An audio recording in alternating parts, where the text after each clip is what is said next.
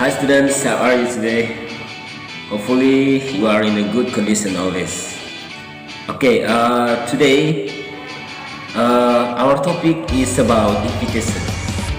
Jadi hari ini kita akan pelajari tentang invitation atau undangan ataupun ajakan artinya. Oke, baik. Pertama kita lihat dia punya definisinya. Invitation adalah sebuah jenis short functional text yang isinya berupa ajakan atau undangan untuk menghadiri atau melakukan sesuatu hal tertentu. Jadi itu definisi dari invitation atau undangan. Terus next we are going to talk about function. Ya, yang selanjutnya kita akan pelajari tentang fungsi dari invitation ini. Di situ mari kita lihat fungsinya adalah untuk mengundang seseorang agar hadir ke suatu acara. Selanjutnya kita akan pelajari kinds of invitation, ya, jenis-jenis undangan. Ya, baik kita lihat yang pertama di situ ada birthday invitation, undangan ulang tahun, wedding invitation, undangan pernikahan, anniversary invitation, undangan hari jadi, graduation invitation, and the last one dan yang terakhir adalah meeting, ya, meeting invitation. Oke, selanjutnya kita akan pelajari beberapa ungkapan yang digunakan untuk mengundang atau mengajak seseorang. Lihat, yang pertama kita akan pelajari yang inviting someone, ya, bagaimana kita mengundang seseorang, ya. Kira-kira ungkapan apa saja yang kita gunakan untuk mengundang seseorang. Baik, kita perhatikan yang pertama di situ, ya. Would you come to my party? Would you come to my party? Akankah kamu datang ke pestaku atau bisakah kamu datang ke pestaku? Nah, ini adalah salah satu bentuk ajakan, ya, atau undangan untuk hadir ke sebuah pesta. Terus selanjutnya kita lihat contoh yang kedua. Please come to my house after school. Bisakah kamu datang ke rumahku setelah sekolah? Terus yang ketiga, I invite you to come to my birthday party. Ya, saya mengundang kamu untuk datang atau untuk hadir ke pesta ulang tahunku. Terus yang berikut adalah will you marry me? Akankah kamu menikahiku? Nah, ini kan sebuah ajakan, ya, sebuah ajakan. Misalkan kalau kita ada pasangan kekasih, ya, ada pasangan kekasih dan ketika kita melihat hubungan kita sudah serius, maka kita bisa mengajak dia untuk ke tahap yang selanjutnya, ya, untuk menikah. Terus selanjutnya, can you go with me to Korea? Bisakah kamu pergi bersamaku ke Korea? Ya. Terus please come to my birthday party tonight. Tolong datang ke pesta ulang tahunku malam ini. Nah, dari sekian ungkapan atau ekspresi yang kita gunakan ini adalah cara kita bagaimana kita mengundang seseorang atau mengajak seseorang untuk datang ke pesta ataupun hal yang kita inginkan supaya dia hadir.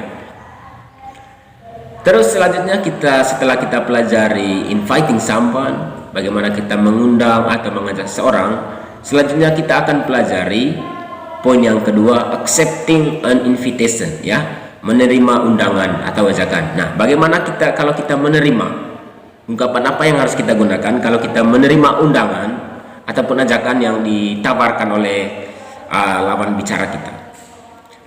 Yang pertama di situ I would. Yang pertama di situ adalah I would atau saya bisa. Terus I'd love to, saya menyukainya. Terus yang ketiga, yes of course atau iya tentu. Terus yang selanjutnya, thanks for your invitation, terima kasih atas undanganmu. Atau yang terakhir, with pleasure, dengan senang hati. Jadi di sini sudah kita pelajari beberapa ungkapan atau ekspresi yang kita gunakan ketika kita menerima undangan ataupun ajakan dari orang lain atau lawan bicara kita. Sambil contoh misalkan, I invite you to come to my birthday party. saya mengundang kamu untuk datang ke pesta ulang tahunku. Nah, kalau kita menerima undangan ataupun ajakan seperti ini, kita bisa katakan yes of course, ya tentu, atau thanks for your invitation, atau with pleasure, dengan senang hati. Baik, selanjutnya kita akan pelajari refusing on invitation, ya, menolak undangan atau ajakannya. Bagaimana ungkapan atau ungkapan apa yang kita gunakan ketika kita menolak undangan ataupun ajakan dari lawan bicara kita. Baik, perhatikan di layar monitor kalian. Di situ yang pertama, I'm sorry, I can't. I already have an appointment. Ya, maaf, saya tidak bisa. Saya sudah membuat perjanjian lain, seperti itu. Terus yang berikut di situ, sorry, I can't, but thanks anyway. Ya, maaf saya tidak bisa, tetapi terima kasih sebelumnya. Ya, seperti itu. Oke. Selanjutnya kita akan pelajari contoh percakapan di sini, di mana dalam percakapan ini ada unsur inviting someone, accepting an invitation, and refusing an invitation. Ya. Yang pertama di situ Tasya. Ya. Tomorrow is my birthday party. Will you come to my party? Ya. Besok adalah hari ulang tahunku. Will you come to my party?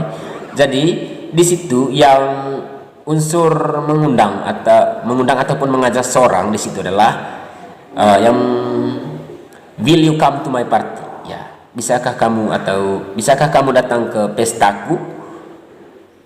Itu. Jadi itu dia punya ungkapan yang digunakan ketika kita ingin mengundang ataupun mengajak seseorang.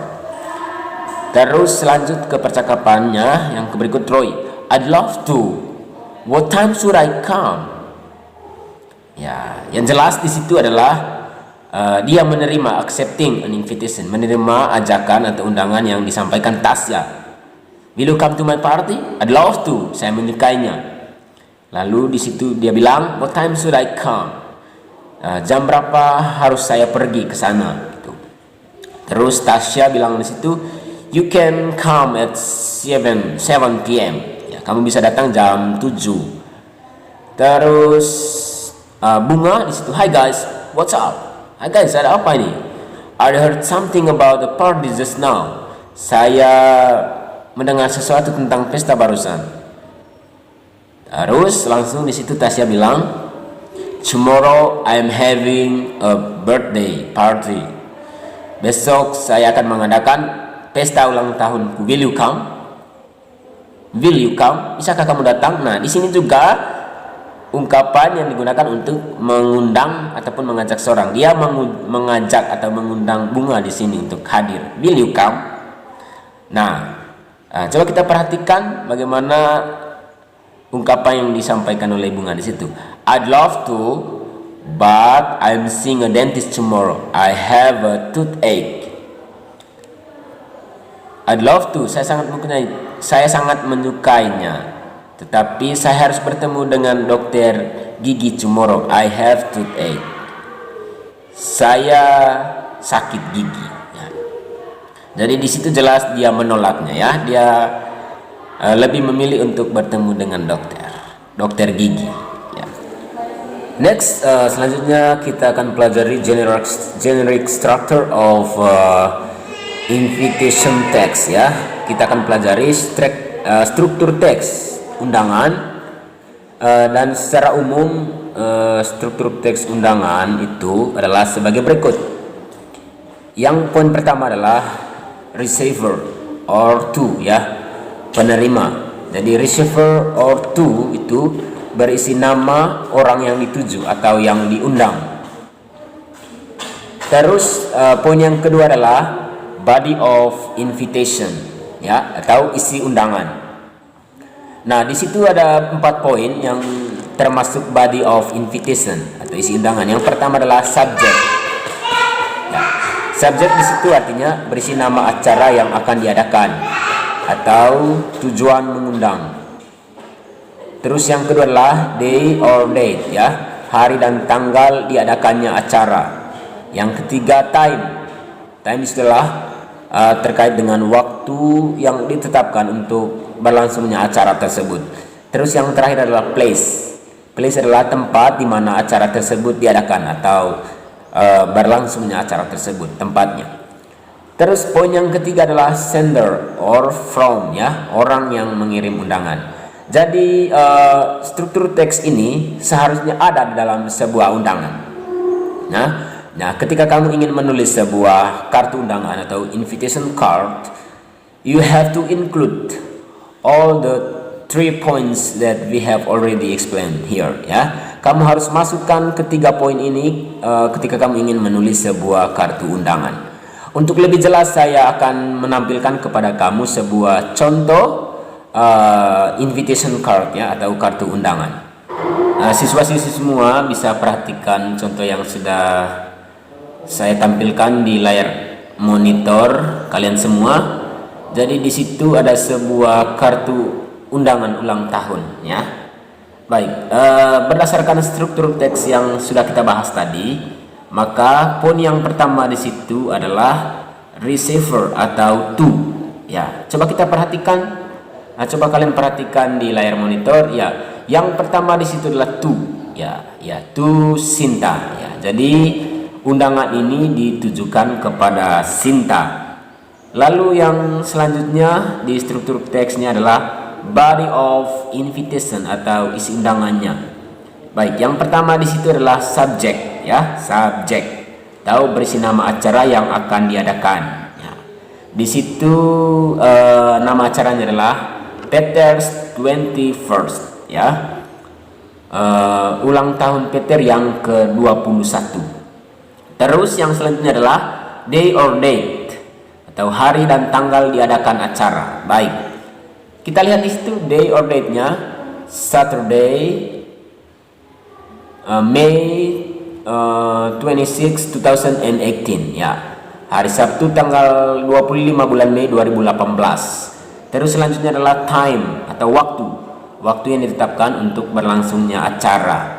Jadi di situ waktunya adalah 7 PM atau jam 7. Terus selanjutnya adalah place, tempat di mana acara tersebut akan dilangsungkan. Jadi place di sini dicontohkan adalah Golden Blue Restaurant, ya, di restoran Golden Blue. Please come on time and let's have fun together. Di situ hanya sebuah keterangannya, tolong datang tepat waktu dan kita akan bersenang-senang. Selanjutnya adalah sender atau from, jadi orang yang mengirim undangan. Nah, di situ orang yang mengirim undangan di situ adalah Peter, ya. Jadi ini sebuah contoh yang kalian harus ketahui manakala kamu nanti disuruh untuk membuat sebuah invitation card, ya. Ketika kamu ingin membuat sebuah kartu undangan, entah itu kartu ulang tahun atau hari jadi pernikahan, graduation invitation, dan masih banyak hal lainnya yang ingin kamu buat ketika kamu disuruh untuk membuat sebuah invitation card atau kartu undangan. Jadi saya pikir demikian dulu untuk pertemuan kita kali ini mengenai invitation dan if you have a question atau jika kamu mempunyai pertanyaan dan jika ada materi yang belum jelas, ya, silakan posting di kolom komentar, ya. Saya menunggu dan saya jamin saya akan menjawab. See you on the next meeting, ya. Bye.